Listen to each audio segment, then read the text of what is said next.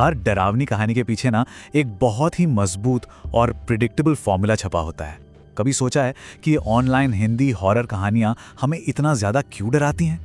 चलिए आज इसी कोड को क्रैक करते हैं, इस पूरी बनावट को समझते हैं और जानते हैं कि आखिर ये सब शुरू कैसे होता है। ये एक लाइन सिर्फ डराने के लिए नहीं है, असल में ये एक चाबी है जो एक बहुत ही आम कहानी के स्ट्रक्चर का दरवाजा खोलती है। ये वो पल होता है जहां हकीकत और वहम के बीच की लकीर, आप जानते हैं, हमेशा के लिए धुंधली पड़ जाती है। देखिए, हर कहानी की शुरुआत लगभग यहीं से होती है। एक बिल्कुल आम सा इंसान जो किसी न किसी वजह से कमजोर है या अकेला है, और वो एक छोटा सा लेकिन बहुत ही फेटफुल फैसला ले लेता है जो आगे चलकर सब कुछ बदल देता है। और देखिए, हर कहानी का जो नायक है वो इसी पैटर्न में बिल्कुल फिट बैठता है। जतिन की थकान, पैटी का अकेलापन और राजन की गलीबी, यही वो कमजोरी है जो उन्हें एक लेट नाइट ट्रेन पकड़ने, आत्माओं को बुलाने वाले वीजी बोर्ड का इस्तेमाल करने या फिर एक शक भरी मिट्टी पर भरोसा करने के लिए मजबूर कर देती है। और मजे की बात यह है कि यह सब होता है शुरुआती चेतावनियों के बावजूद। तो इन सब में जो सबसे जरूरी बात है ना, वो है एक कॉमन धागा, अकेलापन। जतिन देर रात की ट्रेन में अकेला है, पैटी शहर में नई होने की वजह से अकेली है, और राजन और उसकी पत्नी अपनी गरीबी में बिल्कुल अकेले हैं। यही अकेलापन दरअसल डरावनी कहानियों का सबसे जरूरी मसाला होता है। तो अब कहानी दूसरे मोड़ पर आती है। यहाँ से अलौकिक ताकतें दखल देना शुरू करती हैं और धीरे धीरे डर इस कदर बढ़ता जाता है कि वो हमारी जानी पहचानी दुनिया के सारे नियमों को तोड़ कर रख देता है। और यहीं पर एक दिलचस्प बात सामने आती है। डर के भी ना अलग अलग प्रकार होते हैं। जैसे जतिन का सामना एक ऐसे भूत से होता है जिसका पूरा फोकस सिर्फ और सिर्फ उस पर है। ये एक पर्सनल हमला है। वहीं दूसरी तरफ डोनोवन परिवार पर एक ऐसा हमला होता है जो पूरे घर और हर एक सदस्य को अपनी चपेट में ले लेता है।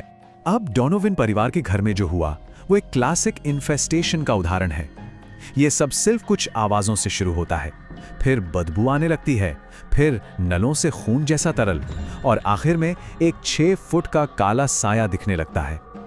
इसका असली मकसद परिवार की सुरक्षा की भावना को जड़ से खत्म कर देना होता है। तो कहानी का तीसरा पड़ाव हमें बताता है कि आखिर ये सब हो क्यों रहा है। यहीं हमें उस भूत या शैतानी शक्ति की पिछली कहानी पता चलती है, जो अक्सर किसी बड़ी त्रासदी या किसी बहुत बुरी शुरुआत से जुड़ी होती है। जतिन को जो भूत मिला था उसकी भी एक कहानी है। 20 साल पहले उसे बहुत बेरहमी से मारकर ट्रेन से फेंक दिया गया था, और अब वो उसी ट्रेन में फंसा हुआ है अपने हत्यारों की तलाश में। यही कहानी उसके भयानक रूप और उसके मकसद को समझाती है। वहीं डोनोवन मामले में पैरानॉर्मल इन्वेस्टिगेटर्स एड और लॉरेन वॉरेन ये बताते हैं कि ये कोई आम भूत नहीं था, बल्कि एक इन्फेस्टेशन था। इसका मतलब है एक शैतानी शक्ति जो किसी जगह से नहीं बल्कि किसी इंसान से जुड़ी होती है, और उसे घर में पैटी ने वीजा बोर्ड के जरिए खुद बुलाया था। अच्छा, चलिए अब तीसरी कहानी पर चलते हैं। यहां डर न किसी भूत से था, न ही किसी शैतान से। राजन की कहानी में डर जमीन के नीचे से आया। तो सवाल यह था कि उसकी मिट्टी इतनी ज्यादा उपजाऊ और खूनी क्यों थी? और यह है उस राज का खुलासा। राजन और उसकी पत्नी को खेत में खुदाई करने पर एक इंसानी कंकाल मिलता है। यही वजह थी कि उनकी फसल इतनी अजीब और अलग तरह से उग रही थी। मतलब उनकी थोड़ी सी किस्मत किसी की मौत पर बनी थी। और अब हम इस फॉर्मूले के आखिरी और शायद सबसे भयानक हिस्से पर आते हैं। वो कीमत जो हर नायक को उस अलौकिक शक्ति से मिलने के लिए चुकानी पड़ती है। अंत में कोई भी पूरी तरह से नहीं बचता। जतिन को तो भूत की जगह ही लेनी पड़ी और वो हमेशा के लिए वहीं फंस गया। डोनोवन परिवार हाँ बच तो गया, लेकिन उस सदमे से शायद ही कभी उभर पाएगा। और राजन, उसका क्या हुआ, ये तो एक राज ही रह गया। ये दिखाता है कि कुछ अंजाम मौत से भी बदतर हो सकते हैं। ट्रेन का भूत जतिन से जो कहता है वो इस पूरे चक्र को बहुत अच्छी तरह समझा देता है।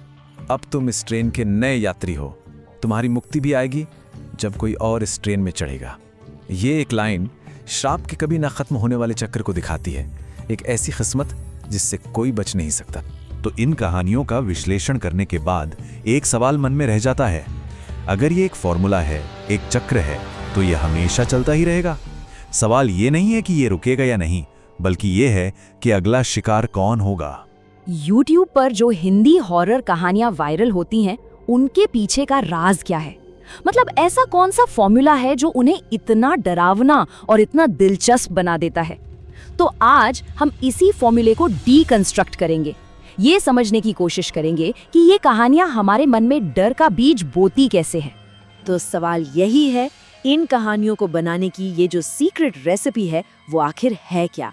इस पूरे विश्लेषण में ना हम इन वायरल कहानियों के पीछे छिपे हुए उस नैरेटिव ब्लूप्रिंट को, मतलब कहानी के ढांचे को सामने लाएंगे। तो चलिए इसमें और गहराई से उतरते हैं।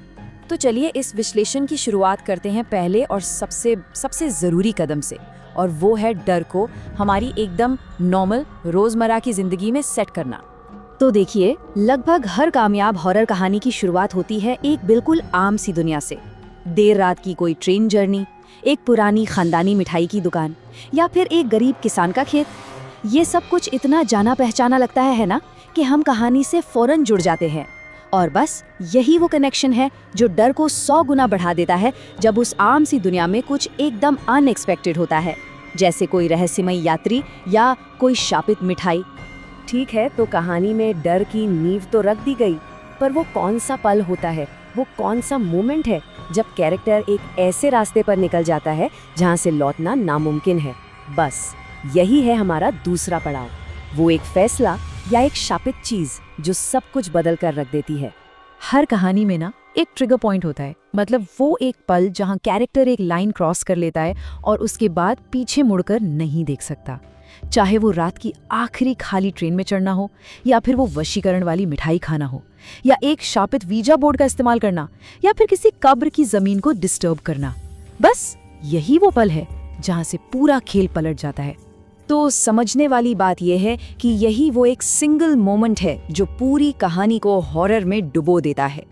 एक बार अलौकिक दुनिया का ये दरवाजा खुल गया तो इसे बंद करना, अब मान लीजिए, लगभग नामुमकिन है। अब हम पहुंचते हैं फॉर्मूले के तीसरे स्टेज पर। यहाँ हम देखेंगे कि कैसे डर, जो शुरू में हल्का फुल्का होता है, वो धीरे धीरे बढ़कर एक जानलेवा खतरे में बदल जाता है। डॉनोवन परिवार का जो केस है वो इसका एकदम परफेक्ट उदाहरण है। देखिए कैसे डर बढ़ता है। पहली रात दीवारों के अंदर से बस अजीब खटखटाहट की आवाज आती है, फिर कुछ रातों बाद सडन और सल्फर जैसी तेज बदबू आने लगती है, और देखते ही देखते 7वीं रात तक फर्नीचर हवा में तैरने लगता है, और आखिर में बात पहुंच जाती है परिवार पर सीधे फिजिकल अटैक तक। ये डर का एक धीमा जहर है जो धीरे धीरे, बहुत धीरे धीरे चढ़ता है। और ये जो पैटर्न है ना, ये लगभग हर कहानी में दिखता है। एक दोस्ताना लगने वाला भूत अचानक अपना असली, कुचला हुआ, खून से लथपथ चेहरा दिखा देता है। नलों से पानी की जगह गाढ़ा लाल खून बहने लगता है। कैरेक्टर का एक छोटा सा ऑब्सेशन उसकी हत्या की वजह बन जाता है। मतलब डर हमेशा दबे पांव आता है और फिर अचानक जानलेवा बन जाता है। अब चलते हैं कहानी के चौथे और बहुत ही जरूरी पड़ाव पर। ये वो हिस्सा है जहां हमें प्रेत बाधा के पीछे का क्यों पता चलता है, और ये क्यों अक्सर इंसानी क्रूरता की एक दुखद कहानी होती है। और पता है, यही कहानी का वो हिस्सा है जहां डर को एक चेहरा मिलता है, एक वजह मिलती है। जब मुंबई पुणे एक्सप्रेस का भूत कहता है, लगभग 20 साल पहले उन्होंने मुझे चलती ट्रेन से फेंक दिया था, तो वो सिर्फ एक डरावनी आत्मा नहीं रहता, बल्कि एक विक्टिम बन जाता है। और हमारा जो डर है ना, वो धीरे धीरे सहानुभूति में बदलने लगता है। और सच कहूँ तो यही चीज इन कहानियों को और भी ज्यादा असरदार बनाती है। और ये जो थीम है ना, इंसानी धोखे की, ये बहुत आम है। जैसे ट्रेन वाली कहानी में भूत को शांति पाने के लिए अपनी जगह कोई और चाहिए, वहीं मिठाई की दुकान वाली कहानी में विरासत के लालच में एक भतीजे की हत्या कर दी जाती है और वो भूत बनकर अब इंसाफ मांग रहा है। मतलब कहानी में असली राक्षस तो अक्सर इंसान ही होते हैं। मिठाई वाली कहानी में वशीकरण का जिक्र आता है। अब ये सिर्फ कोई जादू टोना नहीं है, हमारे समाज में ये एक बहुत गहरा कल्चरल डर है। ये डर कि कोई इंसान किसी तांत्रिक क्रिया से आपकी सोच, आपकी इच्छा, यहाँ तक कि आपके शरीर पर कब्जा कर सकता है। और जब ये किसी खाने की चीज़ के जरिए किया जाता है ना, तो ये भरोसे पर सबसे बड़ा हमला होता है। इसीलिए ये इतना ज़्यादा डरावना लगता है। और अब हम आते हैं इस फॉर्मूले के आखिरी अध्याय पर, यानी कहानी का अंत। लेकिन ये वो अंत है जो कहानी को खत्म नहीं करता, बल्कि बेचैनी को और भी ज्यादा बढ़ा देता है। इन कहानियों का अंत ना कभी भी सीधा साधा नहीं होता। अगर हम देखें तो प्रेतवादी ट्रेन की कहानी एक कभी ना खत्म होने वाले श्राप पर खत्म होती है, जहां हीरो खुद अगला भूत बन जाता है। मिठाई की दुकान वाली कहानी में चलिए इंसाफ तो मिल जाता है, पर ऊजी बोर्ड की कहानी में परिवार पर हमेशा के लिए गहरे जख्म रह जाते हैं। और खूनी मिट्टी तो हमें एक ऐसे क्लिफ हैंगर पर छोड़ देती है जहां लगता है कहानी अभी खत्म ही नहीं हुई है। और ये जो चार्ट है ये इस बात को और भी साफ कर देता है। आप देखिए 40% कहानियां एक साइक्लिकल कर्स यानी कभी न खत्म होने वाले श्राप पर खत्म होती है, और 30% का तो कोई अंत ही नहीं होता, वो क्लिफ हैंगर पर छूट जाती है। मतलब 70% केस में देखने वालों को कोई चैन या क्लोजर नहीं मिलता। पारंपरिक न्याय तो सिर्फ 20% कहानियों का हिस्सा है।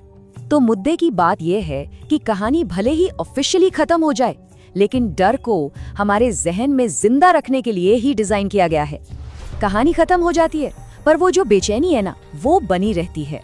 और यही हमें इस आखिरी और परेशान करने वाले सवाल पर लाकर छोड़ देता है कि जब कहानी का आखिरी पन्ना पलट जाता है तो क्या वो प्रेत बाधा सच में खत्म हो जाती है, या वो बस अंधेरे में अपने अगले शिकार का इंतजार कर रही होती है।